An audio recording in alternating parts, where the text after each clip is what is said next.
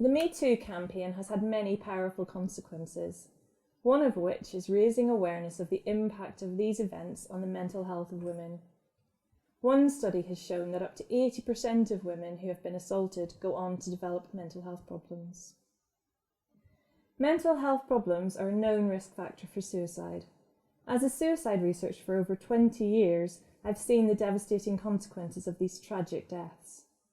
I've also attended many events at which male suicide was looked at, and we examined the crisis of masculinity and social issues such as debt, relationship issues and bereavement on causing male suicide. But I have never attended an event where these events were looked at in relation to female suicide. But then I noticed that if you looked at the issue carefully, there were references to female suicide. However, all these seemed to do was talk about how men were 3 times more likely than women to die by suicide.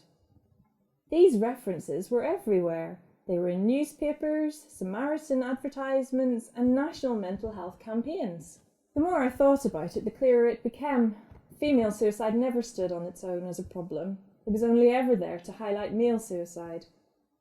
And then I remembered a book I'd read years ago by the famous feminist Simone de Beauvoir. The book was called The Second Sex, and in it she talked about othering and how women's lives only ever stood to highlight aspects of male lives. She said it happened all the time. In this case, the suicides of women are used to highlight the suicides of men. Or to put it another way, we don't think about the 1,500 women who die by suicide each year. Instead, we focus on the fact that more men, 5,000, die every year. But both are tragic and worthy of our attention. I knew that I needed to write something that looked at female suicide in isolation, and that looked at the social issues that might have caused their deaths.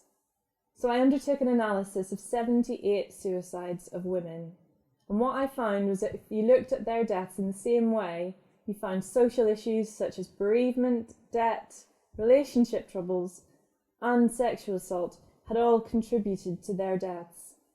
Since I wrote my article, there's been a resurgence in feminism, and the rise of the Me Too movement means we're more aware than ever of the impact of social factors on the mental health of women. However, there has unfortunately been a rise in the number of women who die by suicide every year.